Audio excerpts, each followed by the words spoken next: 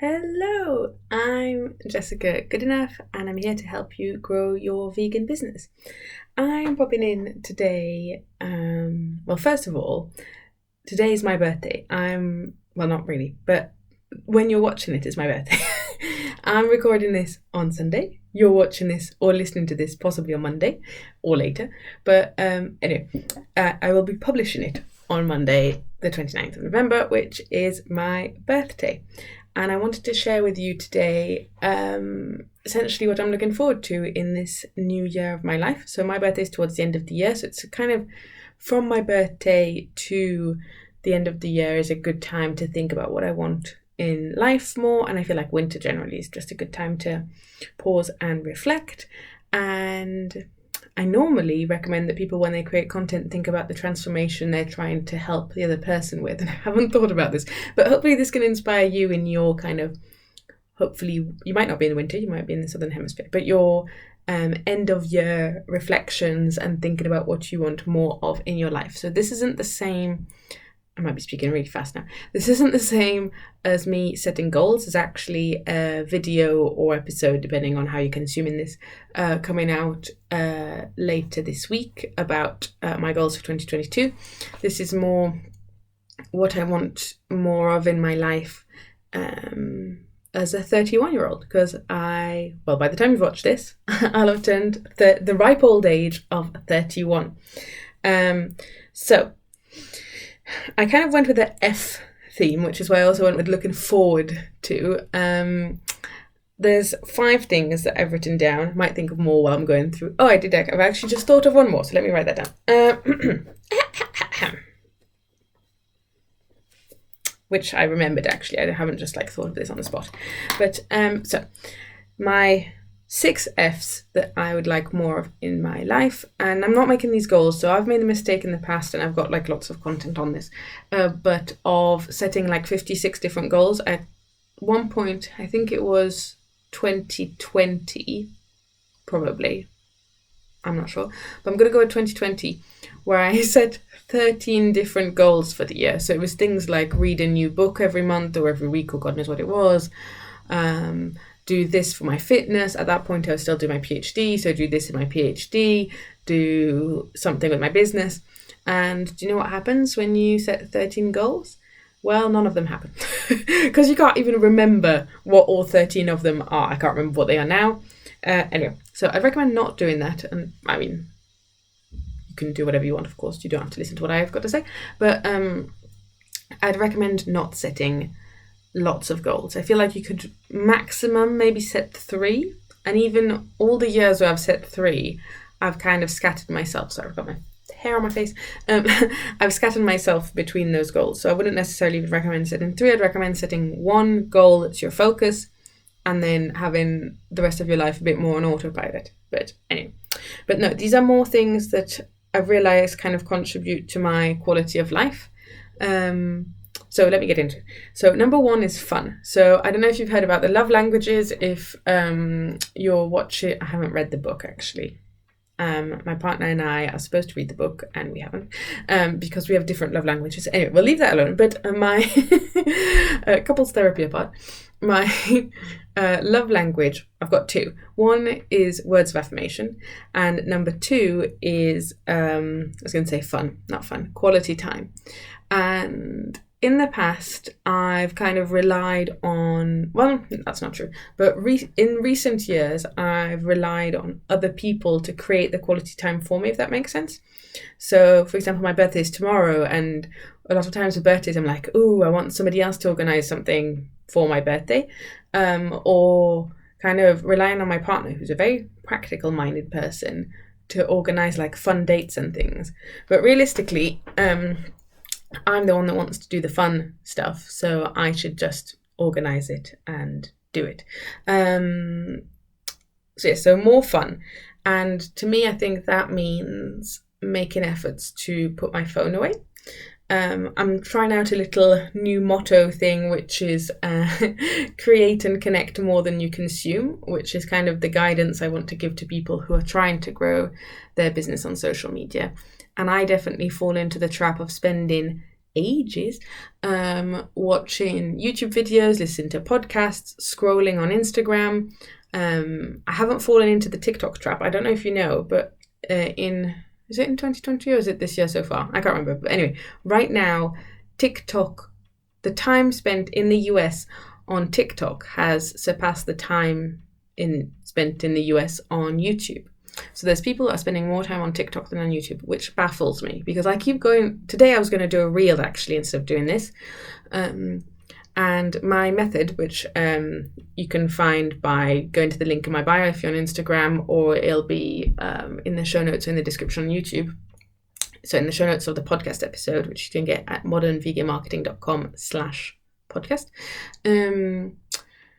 Anyway, my method for creating reels involves creating a video on TikTok, so creating a TikTok essentially, and then exporting it through a download tool that gets rid of the watermark, and then uploading it to Instagram, because often trends start on TikTok and then make their way over to Instagram. But I always find it really tedious going through TikTok trying to find something to do, because I just look at my TikTok feed and people have told me like engage with stuff you like and then you'll end up getting more stuff that you like if you're on your feed. But it's always rubbish. Like it's always dumb, and I don't want to just throw TikTok under the bus because I think the concept is good, but I don't know if I've broken their algorithm or something, but the content that's on my feed is always rubbish. So I spent quite a while trying to look for something to share today and I lost the will. So I thought instead I'll just record an episode because I can do that. Anyway, and there were like dances and things and I was like, I can't be bothered to like learn the whole choreography. Anyway, so more fun. So that involves, yes, for me, being more mindful about just automatically picking up my phone. And also my parents very kindly bought us a television ages ago, but we've got quite a small lounge area. And so it's very easy when I'm there with the boys, the children, to just turn the television on and watch YouTube videos or whatever. I've stopped watching Netflix recently because I finished The Crown, and my friend recommended a friend of mine, Maya, hello, recommended Downton Abbey, and I thought it's going to be a bit naff. And actually, I fell in love with Downton Abbey and I really liked it, but I've finished it now. So I don't really have a series that I'm really into. Do tell me, do comment or reach out to me on Instagram. I'm the Jessica Goodenough. If you have a series that's kind of vaguely child-friendly, like Downton Abbey is rated 12, I think that's fine, that I could watch. But anyway, the whole idea is that I want to have more fun IRL, so in real life. And also my automatic reflex is when the boys are asleep and it's not a work day, I play video games. So I'd like to, and as fun as that is, and I'm enjoying it, I also want to do more things, like I want to make memories. I don't think in 50 years' time I'll be like, oh, I remember when I might actually. I remember how I played Civilization or The Sims 2. There you go, that's a bit of an insight into what I do with my downtime. Anyway, so I want to have more fun in real life. Part of that, I would have shown you, but I don't know where. If you're watching this instead of listening, anyway, it's just a magazine. I've been reading The Green Parent magazine, which has like ideas, because I'm lost. Like, what do people do in real life? What do you do when you're not on a computer or a phone? Ideas of things to do that also are family friendly and that kind of are seasonal. I really like that. Anyway. So yes, just generally having more fun and not just waiting for the fun to happen, because the fun doesn't happen if you don't try and organize it, and things need to be organized. Okay, so number 2, I'll not do them in the order that I wrote them down, but number 2 is family and family fun, kind of family quality time. Kind of bouncing back on what I was saying is that when I'm with and I'm not proud of this, but I think lots of parents can relate. If you don't have children, I don't want your judgmental messages, because I was judgmental of parents before I had children, and now I realise it's not as easy as when you babysit a child for 2 hours and they're very cute and all that. When you have to 24 hours a day, it's a different... Anyway, I love my boys very much. Let me preface this. I have a 6-month-old right now and a 23-month-old who's going to turn 2 next week. Yes, this is birthday week, I call it, between our 2 birthdays. He's born in early December and I'm born in late November. Anyway, makes us both Sagittarius, if that means anything to you. Tell me what being a Sagittarius means, because I don't know. But anyway, I have these 2 small children, 2 under 2 currently for a short time. And I love them very much, but I am addicted to my devices, and I very quickly get distracted, and I don't want to be. I've read lots of stories and things of kids who have been told give me a minute, I'll be with you in a minute, I'll be with you in a minute. When they grow up, then their mum or whatever is trying to get their attention, and they're like, give me a minute, and then you're like, yes. La roue tourne, as they say in French. Anyway, but so I want to give them my attention. I want us to do fun things. They do really fun things with their grandparents, who look after them typically on Fridays, but not always. And I want us to do more than just sit around our house and not do anything. It is quite difficult to find activities that are appropriate for a 6-month-old and a now almost 2-year-old. But yeah, so that's one of my things that I would like to do. I'd like to have some more memories to look back on, and doing more fun things as a family. And that includes with my partner as well. But one of the big ones is not just automatically being on my phone all the time or turning the telly on all the time. So I need to work a bit on boundaries. I don't know if it'll take for me to have a rule, no YouTube or no, because I feel like sometimes it's just quite nice to watch YouTube. The baby doesn't react much to the television yet, but my toddler likes watching the Eat, Move, Rest channel. Erin Stanzik and I was going to say DB Stanzik, that's his Instagram, Dusty Stanzik, because they've got small children, so he quite likes watching the children on the screen. But I don't think having screens on all the time is great. I understand how it happens because we do it, but I'm not judging you if you put screens on in front of your children, but I think it's not ideal, and I should possibly be moving in a different direction, and that I'd probably putting the telly on and watching YouTube when I'm supposed to be looking after them. They're fine, by the way. It's a safe area. There's nothing they can get hurt on, but is not ideal. It's the easy solution, but it's not the best thing. And our eldest likes reading books and things, and I think that would be a better thing to do with him. Anyway, so that's number 2. Number 3, I'm a bit embarrassed about this, but is more friends. I kind of realised this last week when I had a chat with my friend Astrid. Hello Astrid, if you're listening. One of my few loyal listeners. Or watching, for the matter. But so I'm not the best friend in the world, I have to say. Part of that is that I really love having things in my calendar. Part of it is that sometimes with 2 small children, I can't just hop on a call with someone at any time. But Astrid's often the one that calls me, and I don't always, I'm not always super quick at getting back to her. But last Wednesday we had the most amazing phone call. I was having a crappy day. I just felt down about everything. I don't really know, just not having a good day. And we chatted for an hour and a half, and it was so good. It was really nice, and I just thought, this is probably what I need. I'm waving my pens around. Put those down. But yeah, I think that I've kind of left my friendships just do nothing, and that I want to reach out more to my friends, because similarly to the whole fun thing, if you just let everybody's got busy lives, if you just don't make an effort, then it doesn't really happen.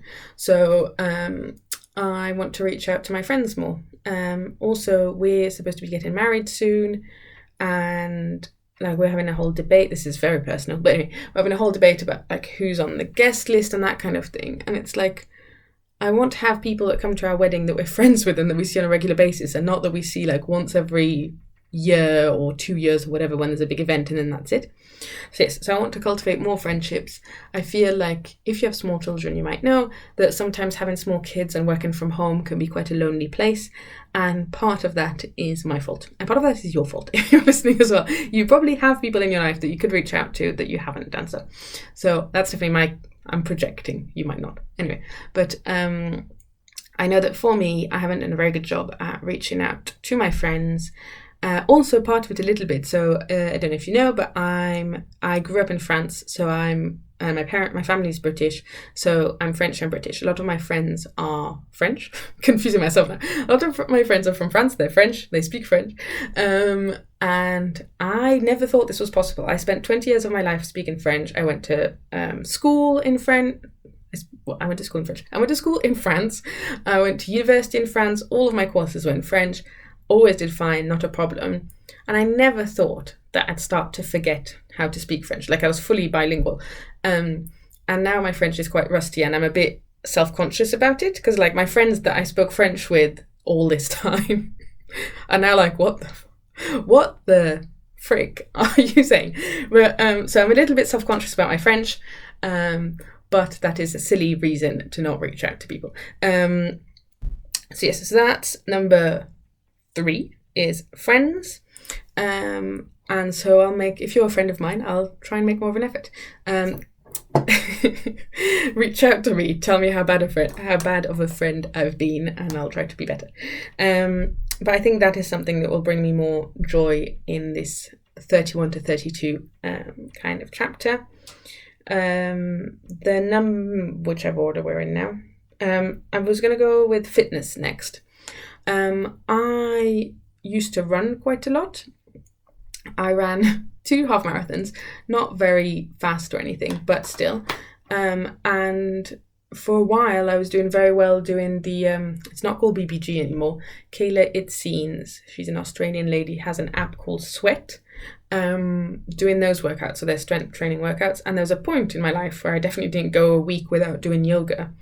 And I kind of let that slip in my second pregnancy. I think just because I was so tired in my first trimester. I was super tired in my first trimester with my first pregnancy, but in my first pregnancy I obviously didn't have another child to look after, and I think I managed to I was running into my 36th week of pregnancy with the first one, which is a bit ridiculous, but hey. And when I say running, it was like slower. On my last run, I think I got overtaken by someone who was walking their dog, and I was like, anyway, what am I actually doing? It's more like shuffling. But anyway, I was still exercising. I was doing a lot of prenatal yoga. But then with my second pregnancy, I was super tired during my first trimester, and I had I guess at that point he wasn't really a toddler. He was kind of baby toddler, a baby to look after. And I think I was just in survival mode. That's also when I quit my PhD.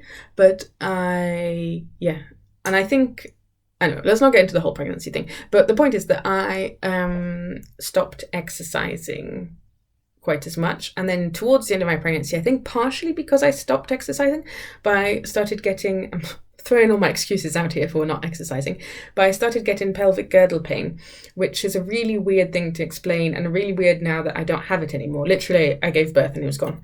But it was every time I did certain movements. So if I moved my legs outwards, and you don't realize how often you move your legs outwards, like if I'd push a box on the floor, or just weird things, or turning over in bed, I'd have to make sure that my legs were together when I turned over. Which is hard to remember in the middle of the night when you're trying to heave a large pregnant body across. Anyway, so I had that, and a lot of the yoga that's designed for pregnant people is all about widening your hips because you want to help the baby get out. But that's really bad if you have pelvic girdle pain. So anyway, it all slowed down with my second pregnancy, but I gave birth 6 months ago. As I said, I've got a 6-month-old, which is he's almost 7 months old really now. I'm looking at the calendar, but anyway. And then since then, I haven't really gotten back into exercising properly. I've been dabbling, so I've done a little bit of strength training here and there. I have been on a few runs.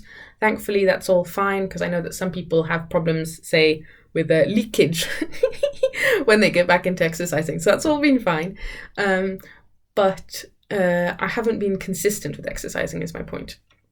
And I think part of that is I've kind of been seeing it as treating it a bit as a bit of a punishment, because I've been struggling, I think I've mentioned this before, with like body image issues related to my postpartum body, where I'm not very happy with the whole tummy area. I'm quite lucky, I guess, in a way, that when I'm pregnant, I just gain weight on the tummy. So I'm like my normal body and a big pregnant belly. But then, as you know, if you've ever been close to a pregnant person or been pregnant yourself, your tummy when you give birth doesn't go straight back in again. And when I went out for the first few months, I think even after giving birth, I was going to say his name. Anyway, after giving birth to my second little boy, people would still ask me if I was pregnant, even though I had given birth. And that was really, really upsetting for me. And so there's kind of like this cycle of feeling like self-conscious and beating myself up about my appearance, and then not exercising, beating myself up about not exercising, possibly overeating as a comfort mechanism. Anyway, nothing particularly good. Oh, I've thought of another one actually that I'm adding to my F list. But writing it down so I don't forget what I'm saying. But yes, so I want to embrace fitness more because I do really enjoy it. A lot of the content I consume I really love, and that's the kind of people I want to work with as well, is people who are in this vegan, plant-based fitness health space. I really enjoy it, and I really do enjoy exercise when I'm doing it. And I actually asked my partner, because I was supposed to run a marathon on the 24th of April 2020. That was my due date. This is essentially, if I sign up for a marathon, I can guarantee that I get pregnant. This is a weird law of the universe. I was going to run a marathon in Rio in Brazil when I got pregnant with the first one, and then I'd signed up for a marathon that's here in the UK. And then I discovered I was pregnant with the second one. So anyway, if I sign up for a marathon, if we want to have more children and we struggle to conceive, I think the best way for me to do that is just sign up for a marathon, and then somehow the universe, I'll get pregnant. Moving on. So I was supposed to run a marathon on the 24th of April, 2020. And I think it was lockdown, one of the lockdowns anyway, so it simply didn't happen. But also that was my due date. And I'm sure there are women that run marathons when they're 9 months pregnant, but probably not the best idea. So it was postponed to November this year, but I just didn't train for it and wasn't ready for it, so I asked if it could be postponed again, and they have another running event in I've lost the track, in April again. So it's now the 25th of April, I can't remember, 24th, 25th, something like that, of April, and it's not a marathon. I asked if I could be downgraded to a half marathon so that I won't get pregnant. No, not so that I won't get pregnant, but just because I think training for a marathon is a whole new, like, I do want to run a marathon at some point because I've been trying these years, but at this point I think a half marathon's a better stepping stone. I've done 2 so far, and this would be a trail marathon as well. So I've signed up for this. I'm signed up for this half marathon, and I want to run it, and I don't want to just show up on the day and run it. That is a stupid way to do a half marathon. So I want to train for it, and I also want to do strength training, and I want to do yoga again. Oh wait, this is what I was thinking, is I had asked my partner, not really for permission. It's not the 1800s. I don't need to ask my partner if I can do things, but it's more because I'd have to do my long runs on Sundays, and he already looks after, we've got a very equal sharing of parental responsibilities, and he already looks after the boys on Saturday mornings when I have a kind of a mastermind with some of my friends. We have like journaling calls where we do some journaling and we chat about things that are personal development related. So I've got that on Saturday when he already looks after the boys on Saturdays, and then it'd be essentially asking him, could you also do the same thing on Sundays while I go on my long runs? And so that's, I asked him and he said, you don't have my permission to do stupid things, because he's not really into the whole half marathon, running in general. But we discussed it further at some other point, and he did say that running does make me happy, which is a scary thought, that I'm less of a happy person when I don't run. So I do want to exercise. I do really enjoy being outside. I enjoy the excuse to listen to podcasts, and it does give me a lot more clarity, and obviously it's healthier than just sitting here all day in this office that I'm in. So fitness is one, and I kind of want to focus on the enjoyment of it rather than you're doing this to get back in shape or whatever the hell. Yeah, anyway, the kind of shame side of things. And on a similar side of whatever the coin or whatever you want to talk about, is food. And the reason I put food is because I've been in this difficult relationship with food since giving birth. And it's weird because while I was pregnant, I was doing full on I just eat whatever I wanted. And I did eat a lot of biscuits and things, and I ended up giving birth to quite a big baby, so maybe that's what it was, but who knows. What was I saying? But so I'd like to work towards a better relationship with food. We currently get our fruit and vegetables delivered. We get organic fruit and vegetables. We did tally how much we spend on our groceries, and it's quite scary. But to me, it is important to buy organic, especially as we're feeding 2 small people. And so yes, we get our fruit and our vegetables delivered, and sometimes, I'm not very proud of this, but they do go off because we don't plan, and we end up eating something that's easier and faster than all the flaming root veg that we get here in the winter. So I want to be a bit more intentional about cooking those and going back to having a meal plan, because we did have we had themed days. So it'd be like Mediterranean Monday, I can't remember all the other ones, but like stir Friday, that kind of thing.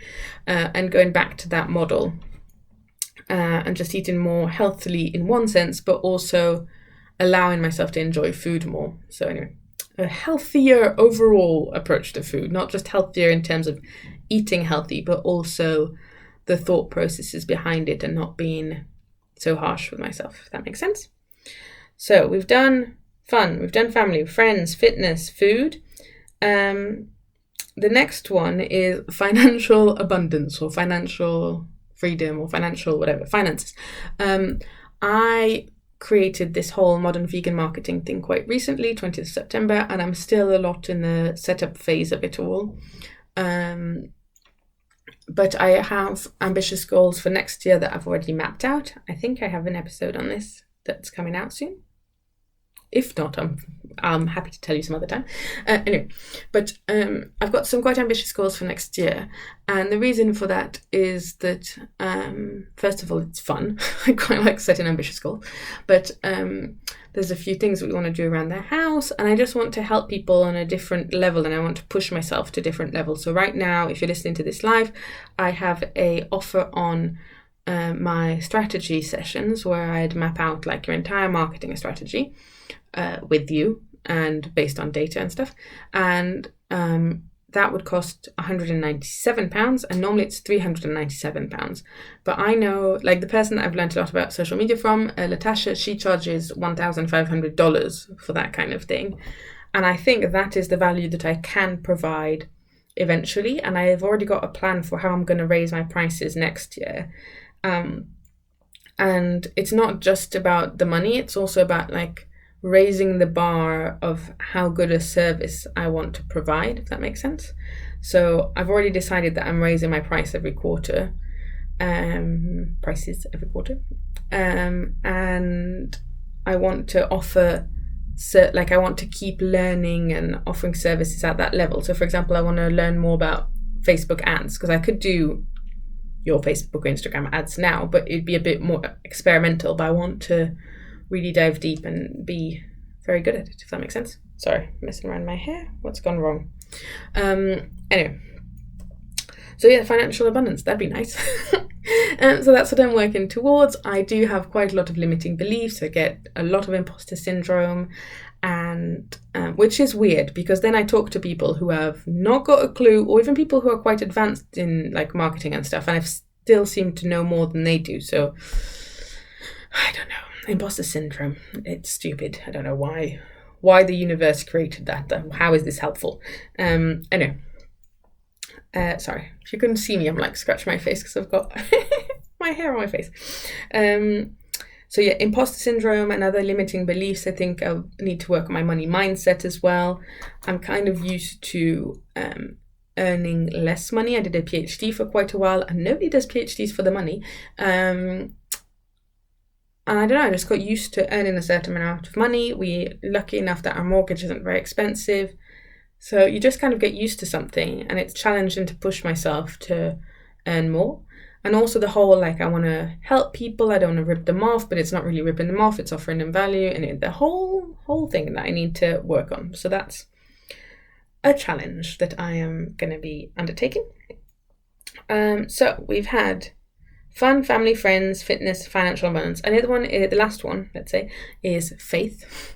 And this is not my big religious moment. I don't mean faith in a religious sense, but it had to work with F. So it's kind of doing things even though I'm scared. And I think a lot of putting half an effort in, so for example, for the fitness stuff, is because I'm scared that if I put a full effort in, then I still won't reach my half marathon goals, or I won't look the way that I thought I'd.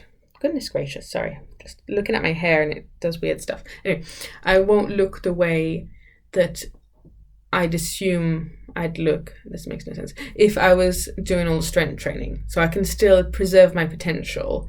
And this is a perfectionist thing to do. If you do this, you're probably a perfectionist. But it's often we sabotage subconsciously.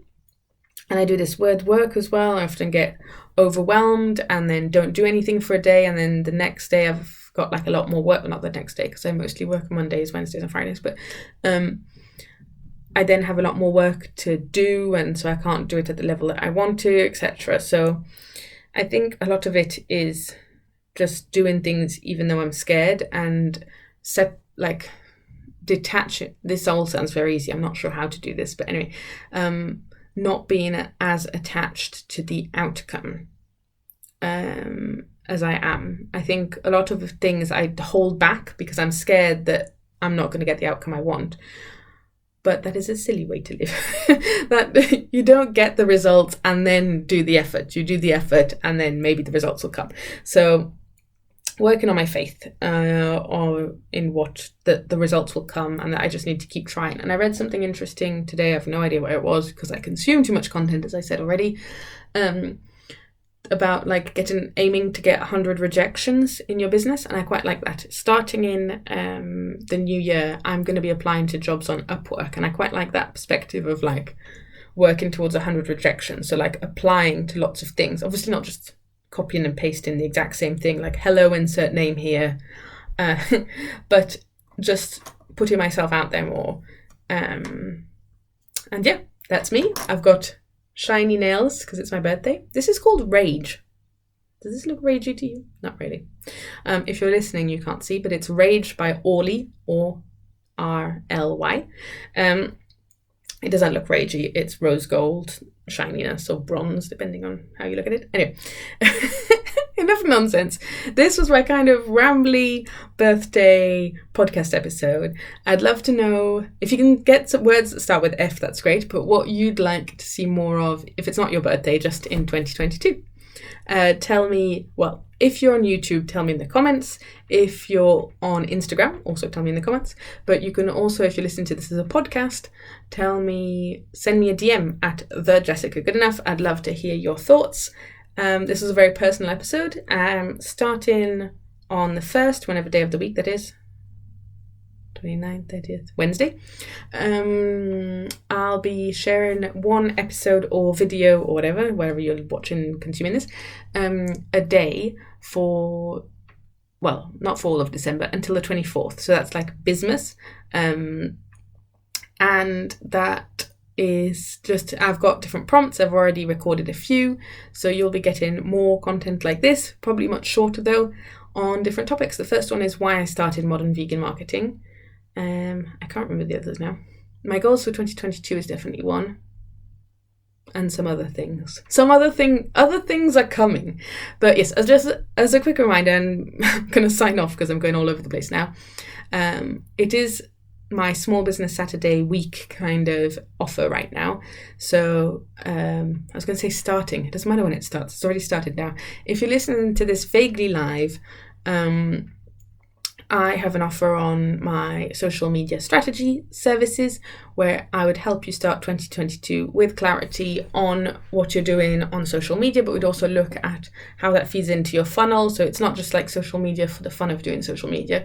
It's how social media, though social media can be fun, but how social media fits in with your business goals. So I'd love to help you with that. It's £197, but only until the 4th of December. So that's about, I don't know, $220, $230, and other currencies, whatever. Maybe more, maybe $250. I don't know. Look it up. It's £197 in any case. And yeah, I'd love to help you if you have a vegan business, or I would also work with vegan friendly businesses. So say if you're a mindset coach that doesn't, I don't know, preach eating animals or whatever, then that's fine. I'm happy to help you too. So I'd love you to help you start 2022 with clarity. That was my kind of random episode. Make sure you reach out at the Jessica Goodenough, and also make sure, what's my new motto?